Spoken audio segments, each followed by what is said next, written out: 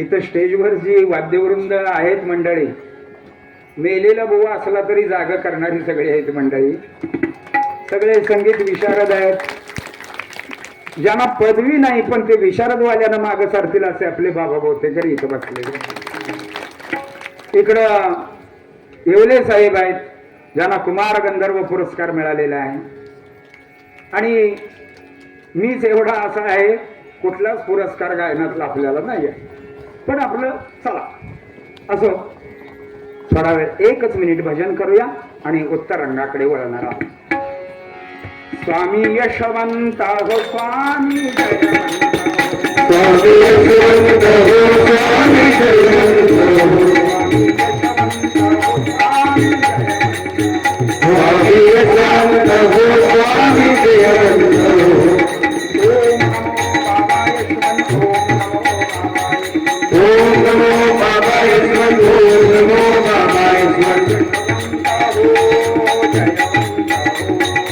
यशवंत हो जयवंत हो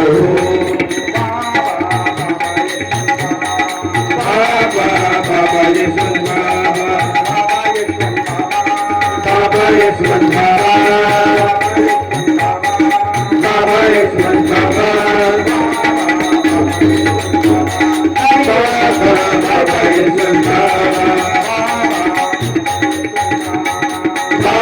यशवंत बाबा यशवंत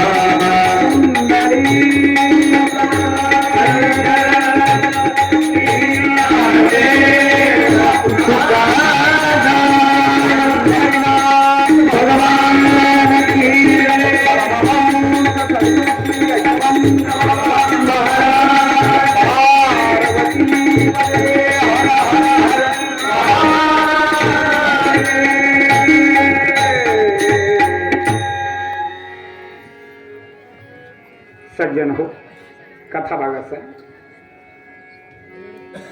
ज्ञानदेव नामदेव सावकामाळी गोरा कुंभारादी संत मंडळी भजन करीत वेळोवेळी उच्च स्वरे हरिनामे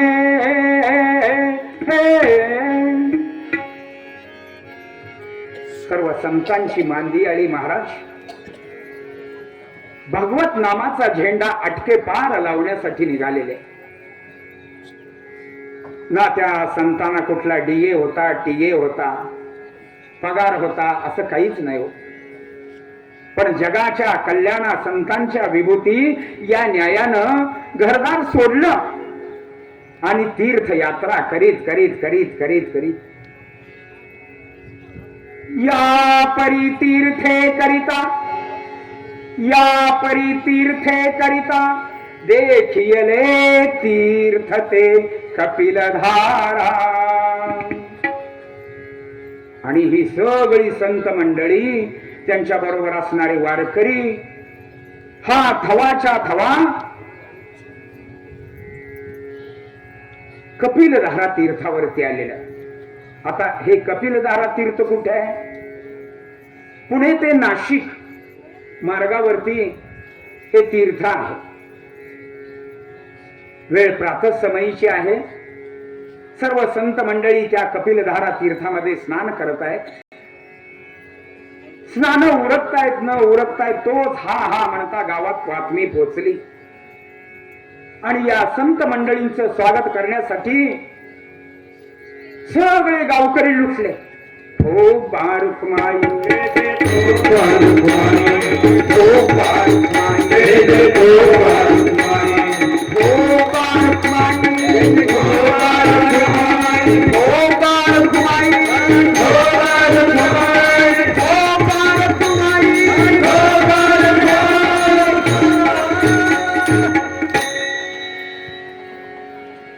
सर्व संत मंडळींना गावकऱ्यांनी हात जोडले. अहो महाराज कशी काय ही तुमची आयुष्यावरती गंगा सुखदायी झाली महाराज सांगा. कसं काय येणं केलं? संत चरण रज लागता सहज वासनेचे बीज जळून जाय. संत देव सारावे परते संत पूजावे आरते. आणि तुम्ही संत मंडळी आमचा उद्धार करण्यासाठी कपिलधारा तीर्थावरती आलात महाराज. महाराज आमची अशी इच्छा आहे तुमच्यामध्ये कुणीतरी एक मुलगा आहे छोटासा आहे 15-16 वर्षाचा आहे. खूप छान प्रवचन देतो असं समजलंय. जर त्याची 4 अक्षरं काही आमच्या कानावर पडली तर बरं होईल. सर्वांनी टक ज्ञानोबा माऊलींच्याकडे बघितलं. अहो ज्ञानोबा म्हणजे काय हो? ज्ञानाचा सागर सखा माझा ज्ञानेश्वर. आपल्याला वेळ थोडा आहे त्यामुळे पद काय म्हणता येतील नाही येतील. अहो ज्ञानोबा माऊलीना काय हो? ज्ञान म्हणजे 16 वर्षाचे माऊली उभे राहिले आणि हे विश्वची माझे घर आई सीमती जयाची स्थिर किंबहुना चराचर आपणची झाला.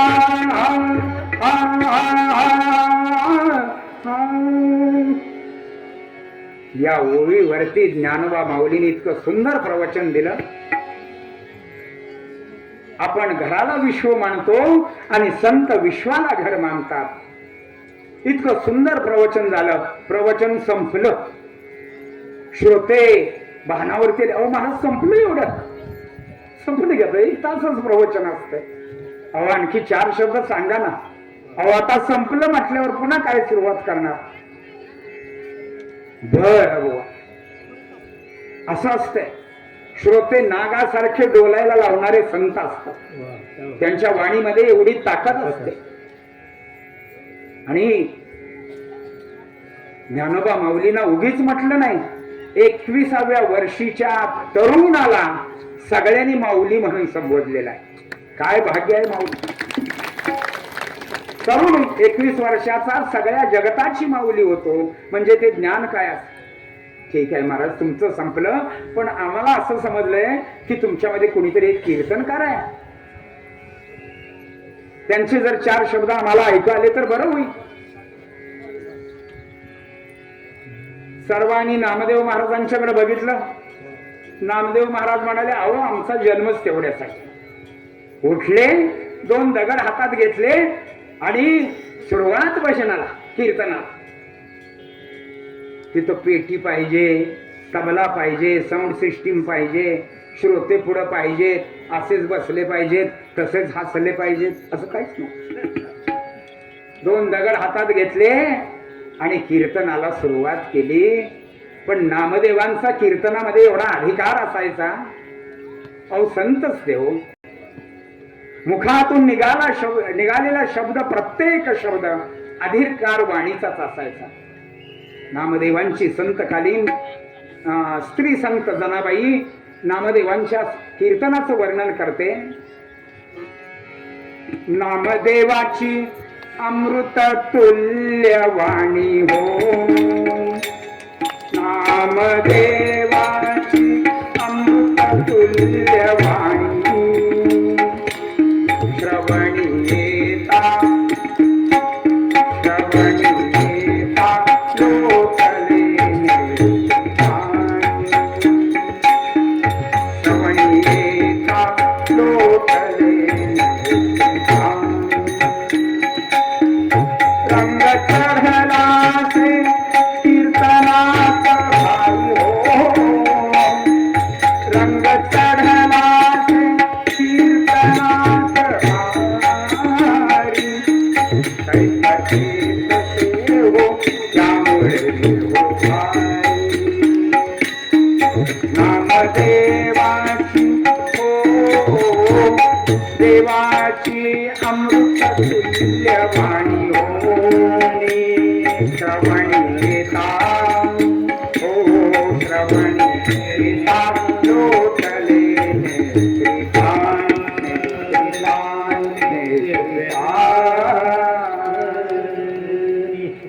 असा रंग चढला त्या कीर्तनामध्ये. अहो त्यांचे आम्ही कीर्तनकार उष्टे कसलेही शब्द घेतो आणि टाळ्या मिळवतो, पैसे कमावतो. त्या संतांचा अधिकार केवढा असेल विचार. श्रोते नागासारखे डोलायला लागलेले होते. ब्रह्मानंदी टाळी लागलेली होती श्रोत्यांची. असलं सुंदर कीर्तन झालं आणि कीर्तन संपलं. तशी त्या कीर्तनामध्ये बसलेली एक सुवासिनी स्त्री भानावरती आली. अगं बाई, सकाळी मी या कपिलधाराव तीर्थावरती कशासाठी येते रोज. अंग धुवायचं, 4 पिळे पिळायचे, काठ्याला कळशी मारायची, अर्ध्या पाऊण तासात मी घरी जाणार. पण आज दुपारचा 1 वाजला. आता घरी गेल्यावर यजमान काय म्हणतील या चिंतेनं व्याकुळ होऊन कसं तरी लगबगीनं उरकलं आणि घराकडे यायला निघाली. दारात पाऊल ठेवलं. तिच्या अपेक्षेप्रमाणे तिचे यजमान स्वागतासाठी उभेच होते. एक डोळा कुल पाय एवढा केला होता.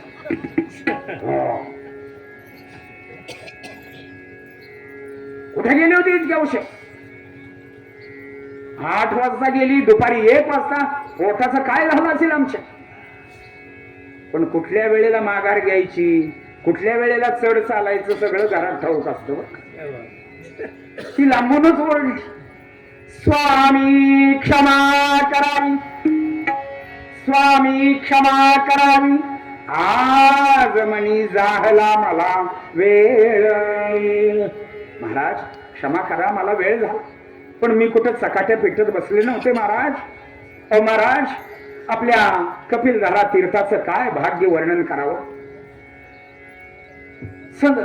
ज्ञानदेव, नामदेव, सोपान, मुक्ताबाई, एकनाथ, नामदेव, तुकाराम, सावतामाळी सगळी संत मंडळी आलेली आहेत आणि मी सुद्धा सगळं विसरून गेले धनी. अगदी तुम्हाला सुद्धा मी विसरले, क्षमा करा. कारण काय ते पोरग प्रवचन करतय, काय तो महाराज कीर्तन करतोय, त्यामुळे माझा वेळ गेला. मी कुठं चकाट्या भेटत बसले नव्हते महाराज. आणि मग बार बार बाद झाला बघा पोटा पाण्याच. शिदा सामग्री घेतली, चुलीवर शिजवायला टाकलं आणि ते टाकत टाकत ती बोलत होती, धनी आजपर्यंत मी तुम्हाला काही मागितलंय का?